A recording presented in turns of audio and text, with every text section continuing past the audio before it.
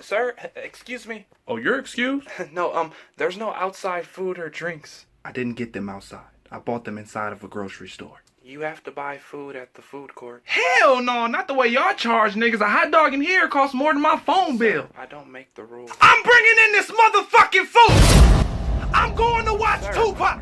Tupac about to start. I'm about to be late for Tupac. I I'm just- going. Bye. My Samoan fam is waiting for me. Why didn't you just say that from the beginning? I didn't see anything. Go. I don't even work here anymore.